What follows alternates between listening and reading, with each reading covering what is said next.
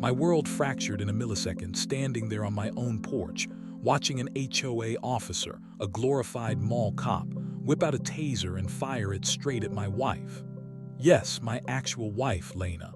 The horrifying crackle, the brief flash of light, and then seeing her drop. It short-circuited my brain. 1 minute we were debating charcoal supplies for a weekend cookout. The next she was on the driveway, and this guy in a cheap tactical vest was barking into a radio like he just captured a high-value target. Coffee cup still in my hand, slippers still on my feet, utterly frozen. What these wannabe enforcers didn't grasp, couldn't possibly comprehend, was Lena. She's ex-special forces. And her old unit, they weren't just aware, they were present unseen, with laser sights painting tight little dots right on the taser-happy idiot's chest. Now you might wonder how that's even legal or how she didn't see it coming. Around here, legality felt like a flimsy suggestion sometimes, especially with this HOA. And Lena seeing it coming. Oh, she saw everything. She was just letting the scene play out. Lena doesn't get rattled by power-tripping bullies playing dress-up. Me, I was rattled enough for both of us. Let me back up. We moved into Greenbrier Estates about 6 months prior. The brochures promised peace, security, a family paradise. What it really meant was living under the thumb of a ridiculously overbearing homeowners association with serious delusions of grandeur. Picture rows of identical houses, lawns manicured with military precision, and rules stricter than a top-secret clearance. Putting your trash out 1 minute early felt like treason. Lena found the whole setup darkly amusing from the start. She joked that the HOA rulebook was thicker than her old deployment manuals. But we wanted quiet, decent schools, no late-night parties next door, so we played along. The first real sign of trouble was the Jeep. Her Jeep, a beautiful matte black machine that definitely looked like it had seen more than just suburban streets. She parked it just barely touching the grass, maybe 2 inches over the driveway line. Boom. Next day, a violation notice landed on our doorstep, delivered with the gravity of a national emergency declaration. I chuckled. Lena didn't. She just calmly scanned it and filed it away in a folder she'd ominously labeled Greenbrier Absurdities. Looking back, that should have been my clue she was already thinking steps ahead. The HOA president, a woman unironically named Karenette, yes, seriously, ran the place like her own little fiefdom. Her weapon of choice was a laminated clipboard, wielded with absolute authority. She favored pastel sweaters worn like body armor and took an instant dislike to Lena. Apparently, Lena radiated aggressive energy and male-coded intimidation. I suspect Karenette was just annoyed that Lena didn't tremble when she marched over unannounced to lecture us about community harmony, requiring visual cohesion. Lena just blinked, offered a deadpan cool story, and went back to tinkering with the Jeep's suspension. That single interaction seemed to put us squarely on Karenette's radar, leading to near-constant scrutiny and ridiculous citations about combat vehicles disturbing neighborhood tranquility. But things really escalated when the HOA decided to form their own little police force, the Greenbrier Civil Enforcement Division. Sounds impressive, right? It was 5 guys who looked like they'd failed the TSA entrance exam, kitted out in black polos, camel pants, and fake badges screaming, "Code Enforcer." They carried massive flashlights, clipboards, and actual pepper spray. I swear I saw one practicing baton techniques in the cul-de-sac like he was hopping for a callback. Lena watched this ridiculous display unfold with the detached calm of someone who'd faced down far more serious threats with nothing more than quick thinking. She never raised her voice, never showed anger, but I noticed changes. Her morning jogs got longer, mapping out the neighborhood. She started having quiet conversations with neighbors, asking seemingly innocent questions. Then came the discreet running of cables through our attic. I finally asked her if she was up to something. She just gave me that small, knowing smile and said, "Just watching. They're not ready yet." I learned long ago that when Lena says she's watching, you stay out of her way and let her work. Meanwhile, Karenette's little task force grew bolder, drunk on their sliver of authority. They installed cameras on public stop signs, threatened to fine little kids for drawing with sidewalk chalk, and actually cited someone's grandmother because her garden gnomes were deemed visibly rebellious. Apparently, one gnome was making a rude gesture. They treated it like a hate crime. The absurdity was off the charts, but beneath the ridiculousness, there was a growing sense of unease. This wasn't just quirky neighborhood rules anymore. It felt like harassment. Then came the day I caught one of the officers peering into our living room window, pretending to check an air quality meter mounted nearby. Pure intimidation tactic. Lena didn't yell or make a scene. She simply walked outside, looked him dead in the eye, and calmly asked if he'd like a practical demonstration of how his store-bought pepper spray matched up against someone who'd been through actual tear gas drills more times than he'd had hot dinners. The guy practically tripped over his own feet scrambling away. That incident directly led to the idea of a barbecue. Not just any barbecue, but a casual backyard gathering on the 4th of July. It felt less like a celebration and more like a necessary neighborhood therapy session disguised with burgers and beer. People were simmering. HOA meetings had devolved into farce, with Karenette banging her gavel and shouting about maintaining a civilized community, while homeowners muttered darkly about the Gestapo-like patrols. Everyone felt targeted, picked on, and powerless. We figured a relaxed get-together might help blow off some steam, let people connect and realize they weren't alone in their frustration. Little did I know, Lena had a slightly different objective in mind for this particular gathering. The stage was slowly being set. While Lena quietly gathered information, Karenette's Neighborhood Stabilization Task Force. Yes, she actually renamed them that, continued their reign of minor terror. They show up randomly, unannounced, citation pads at the ready like they were guarding the gates of Fort Knox. They took photos of trash bins left out 5 minutes too long, measured lawn heights with tape measures like forensic investigators, and left cryptic notes about porch lights potentially exceeding lumen limits. At one point, I'm almost certain they used a drone to hover over someone's backyard, conducting aerial compliance checks. Lena just obtained the footage, filed it under overreach aerial, and kept building her case.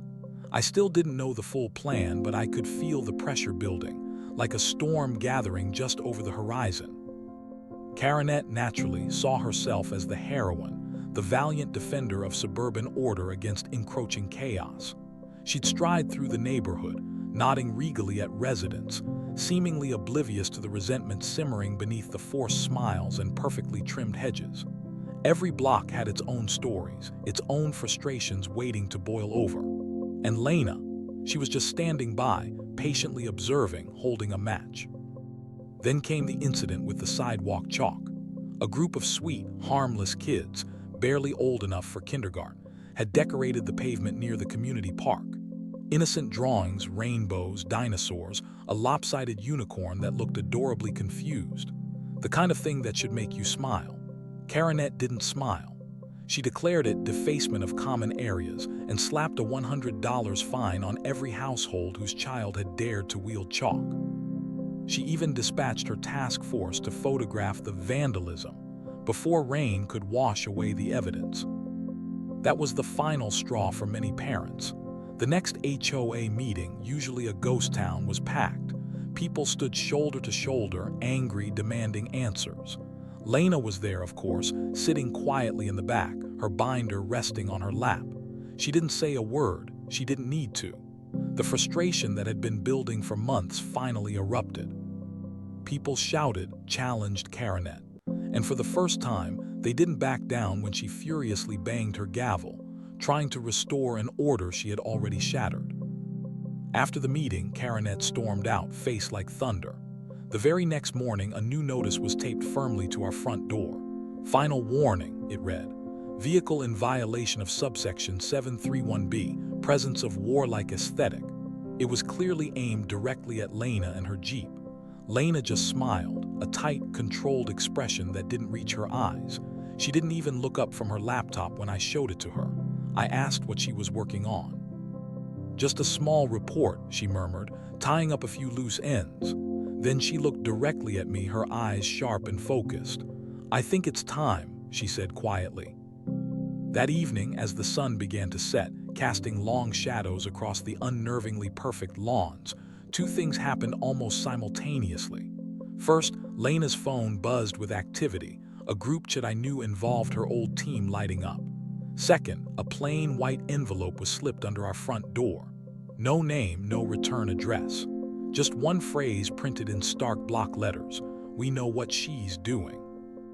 I picked it up, my heart suddenly pounding. I looked at Lena, raising an eyebrow. She didn't look worried. If anything, she looked intrigued. Then she said something that sent a shiver down my spine. "They're trying to warn us, but they don't realize I'm not the one who should be scared." Things were about to explode. What would you have done if you received a note like that? The 4th of July barbecue started like any other casual suburban gathering. We weren't really focused on fireworks or overt patriotism. It felt more like everyone needed a collective deep breath, and nothing helps people relax like grilled food and cold drinks. We invited the usual neighbors, the kind elderly couple next door, even Jim from across the street, the guy who cherished his classic Mustang like a child. Lena had a particular look in her eyes that morning, partly relaxed, but with an undercurrent of sharp anticipation. It was the look of someone watching a complex plan click perfectly into place. I didn't need to ask questions. I just focused on marinating the chicken. By mid-afternoon, the smell of charcoal smoke and garlic drifted lazily down the block. Kids zipped by on bikes.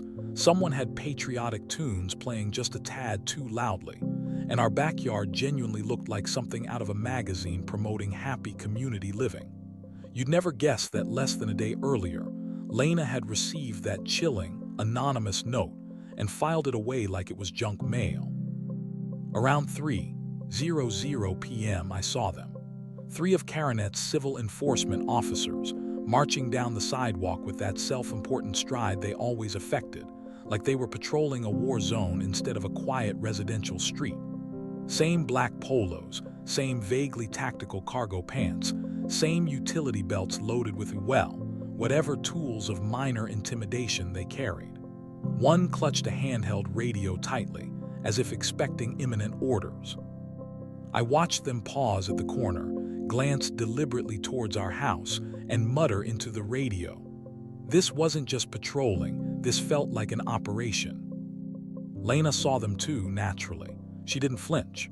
She was calmly setting out paper plates, moving with an easy grace that completely ignored their presence, as if she was already several steps ahead. And the Jeep, she hadn't hidden it. She'd parked it right on the street, directly in front of the official HOA sign that pompously declared, "Aesthetic compliance is a civic duty." It gleamed under the afternoon sun, looking almost intentionally defiant. She'd even placed a small American flag in the windshield. It was a masterclass in subtle provocation. The 3 officers approached our gathering, their expressions grim, like they were about to break up a major criminal enterprise. One immediately started recording the scene with his phone. Another ostentatiously flipped open a citation book. The third, shorter, stockier, with mirrored sunglasses hiding his eyes and a permanent scowl etched onto his face, stepped forward. He cleared his throat loudly, demanding attention. He announced to the suddenly quiet backyard that this vehicle was in direct violation of Greenbrier regulation, 14-point-something or other. Lena, who had just handed a juice box to a neighbor's child, turned slowly. She glanced at her Jeep, then back at the officer, her expression utterly neutral. Then, in a voice loud enough for everyone nearby to hear, she inquired calmly which specific part of the regulation it violated, the freedom it represented, or the horsepower it possessed. Sunglasses Guy did not appreciate the humor.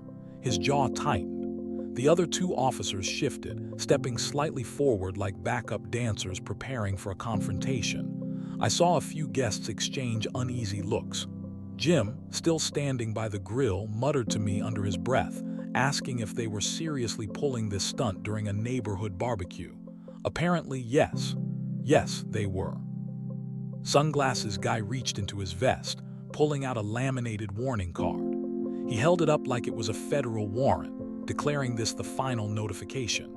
Failure to move the non-compliant vehicle, he announced gravely, would result in its forced removal by the authority vested in the Greenbrier HOA board and its appointed civil enforcement task force. Someone near the back let out a snort and muttered something about who appointed them the fashion police. Lena just smiled. Not a wide grin, not a mocking sneer, just a small, almost imperceptible smile that seemed to infuriate Sunglasses Guy even more. It was the smile of someone utterly unimpressed. She stepped directly in front of the Jeep, crossing her arms loosely. She informed them quietly that if they wanted to move it, they'd have to go through her first. Silence descended, a heavy, awkward silence.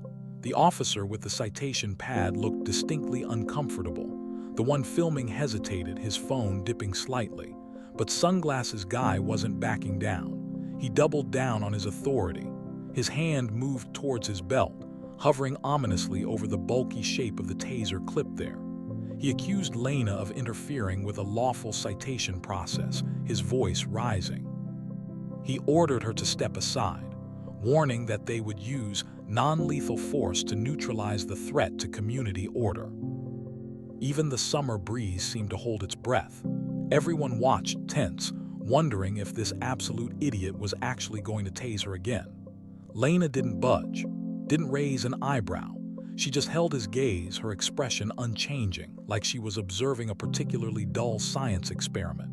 Just then, a crackle came over the officer's radio, too faint for me to understand, but it made Radio Guy frown and take an involuntary step back. Sunglasses Guy, however, didn't wait for clarification. With a sudden, jerky movement, he yanked the taser free, aiming it squarely at my wife. You'd think someone would scream, protest, intervene, but it happened too fast. Before I could react, before Lena even shifted her weight, the taser fired again. That sickening crackle echoed through the yard. Lena dropped. Gasps rippled through the crowd. Someone nearby dropped a plate with a crash. My own beer slipped from my grasp. But then the real performance began. As Sunglasses Guy stood there, momentarily stunned by his own actions, the atmosphere shifted instantly. I saw it first, a tiny flicker of red light appearing on his tactical vest. Then another materialized on his arm. A third painted itself onto the neck of the officer holding the radio. Laser dots, not cheap pointers from a party store. These were military-grade, precise, unwavering. And they were appearing from everywhere, from the shadows of the hedges, from an upstairs window across the street, from behind the corner fence line. One by one, Lena's old team materialized. They didn't charge in, they didn't shout. They simply emerged from the background like ghosts, calm, professional, utterly confident. I counted 4, maybe 5 of them, strategically positioned, each armed, each silent.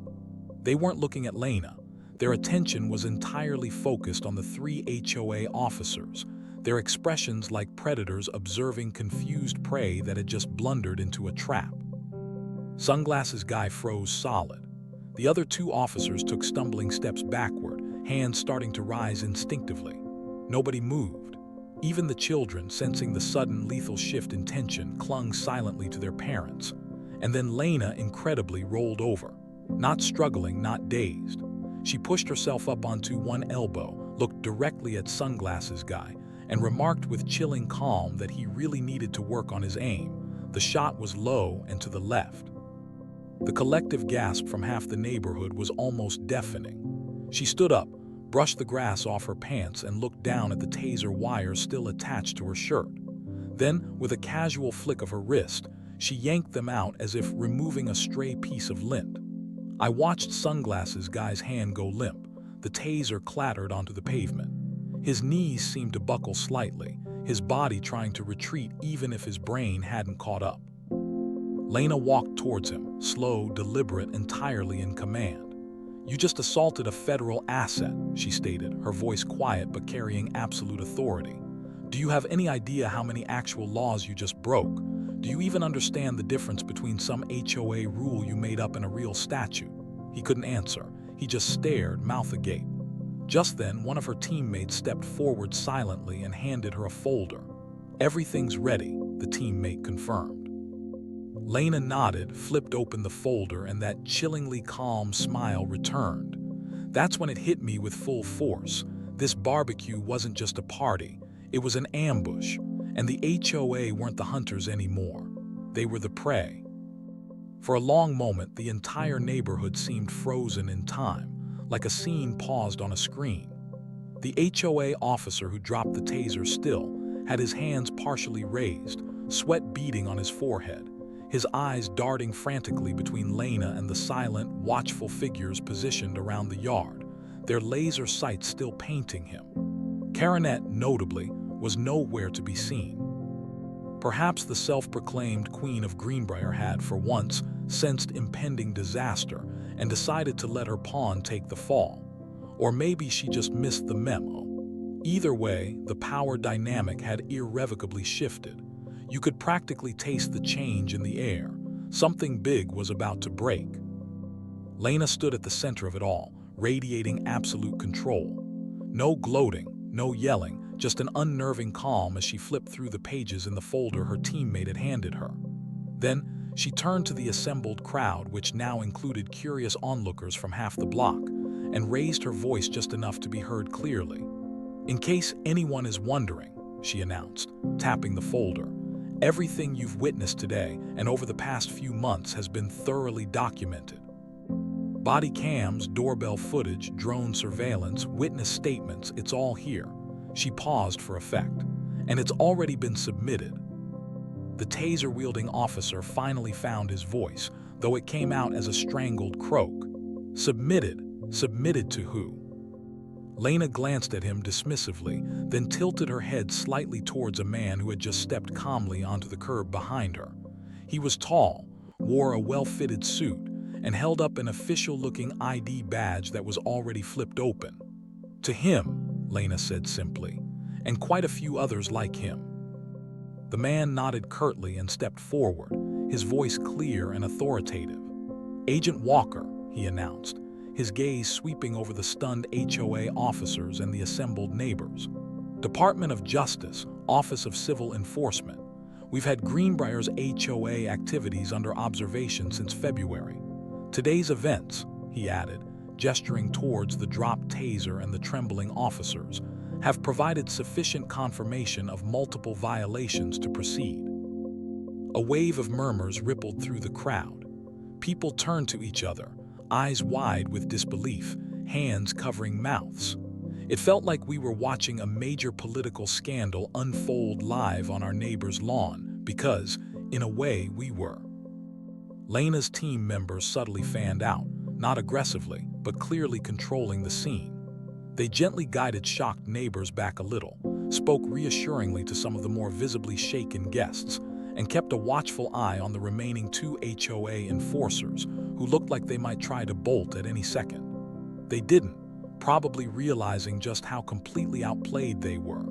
Lena hadn't just held a winning hand, she'd been holding the entire deck. Agent Walker signaled, and 2 uniformed officers emerged from an unmarked car parked discreetly down the street. These weren't local cops. They looked serious, efficient, federal. They moved without fuss, expertly collecting the discarded taser as evidence, taking brief initial statements, and reciting legal procedures with practiced calm. Sunglasses Guy remained silent as he was efficiently handcuffed, his earlier bluster completely gone. One of his colleagues, the one who had been filming earlier, started to sputter some kind of objection. He was immediately and firmly reminded that impersonating law enforcement carried significant penalties, and resisting would only add to his troubles. He snapped his mouth shut. Just as things seemed to be settling into a process of quiet federal efficiency, Caranet finally made her grand entrance. Flanked by 2 pale-faced HOA board members who looked like they'd aged 10 years in the last hour, she strutted onto the scene as if nothing was amiss. Jaw set, arms folded, attempting to project an aura of authority that had already evaporated into thin air. She opened her mouth, presumably to demand an explanation or assert her dominance, but Agent Walker cut her off with a raised hand. "Ma'am," he addressed her directly, You are the acting president of this homeowners association, correct? Karanet lifted her chin defiantly. I am, she declared, as if the title itself held some magical legal protection. Then you are responsible for authorizing the creation and operation of the Civil Enforcement Task Force, Walker continued, his tone level. Yes, and let me just say, she began, but Walker interrupted smoothly. Then you are also legally responsible for their actions, their lack of proper training and their use of unauthorized weapons, he stated flatly. You will need to come with us for questioning. Karanet actually laughed, a short, incredulous bark. Questioning? For what?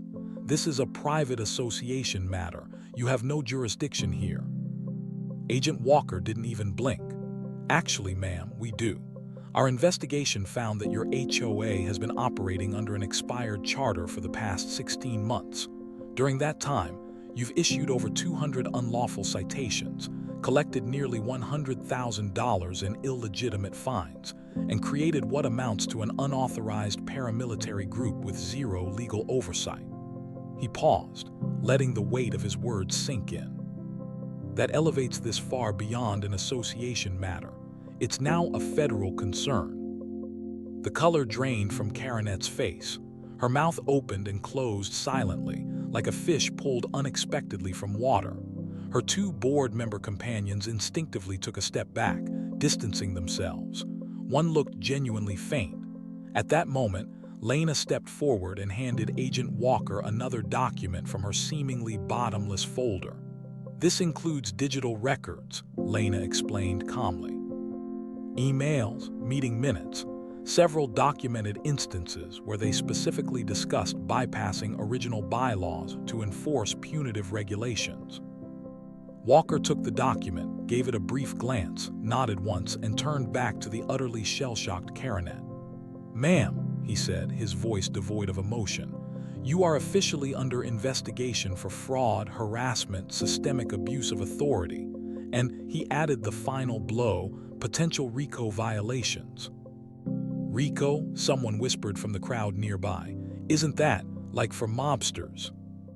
Yes, I found myself saying out loud, a grim satisfaction settling in. Yes, it is. Karanet offered no further resistance.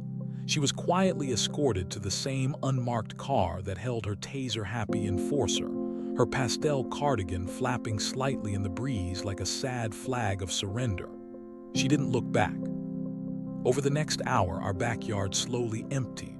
Neighbors drifted away, talking in low, astonished tones about what they had just witnessed, what it all meant, and what would happen next. Lena and her team remained for a while, speaking quietly with Agent Walker and his officers, helping to organize the evidence she had so meticulously gathered. At one point, I saw Jim from across the street approach Lena, tears welling in his eyes as he thanked her profusely. Apparently, the HOA had threatened to force him to demolish his beloved carport just last month, calling it visually disruptive. He'd been terrified he would have to sell his classic Mustang just to cover the potential fines. By dusk, an unusual quiet settled over Greenbrier Estates.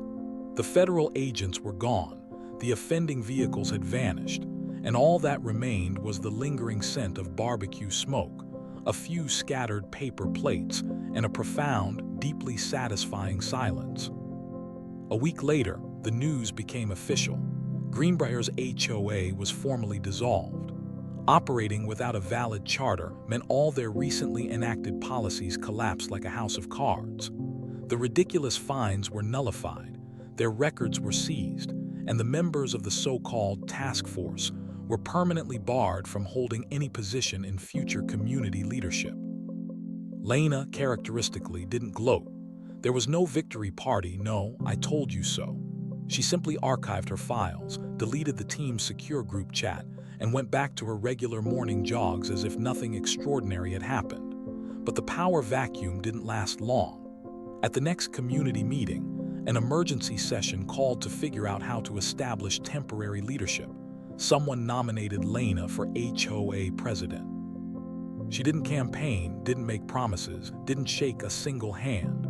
When her name was called, she simply accepted the nomination with a slight shrug and a polite, almost imperceptible smile.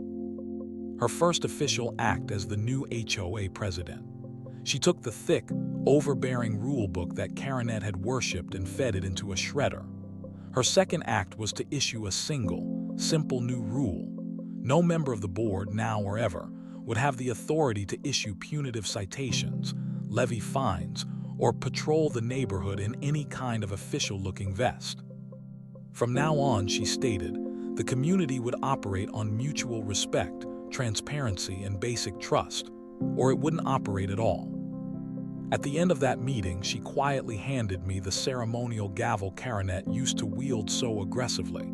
She leaned in and whispered, "It's not revenge, honey, it's reconstruction." And looking around at the relieved faces of our neighbors, I believed her, mostly. Just before we left the community center that night, she looked out over the quiet crowd and added one final thought, a small smile playing on her lips. "Oh, and by the way," she called out, "if anyone happens to see one of those old clipboards lying around, the ones labeled Civil Enforcement Division, feel free to toss it into the nearest fire pit." A wave of genuine, relieved laughter swept through the room. Greenbrier Estates was finally truly free. And Lena, she wasn't just my wife.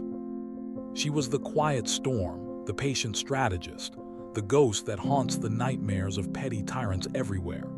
And proof that when push comes to shove or tase, she doesn't just push back, she dismantles the entire game.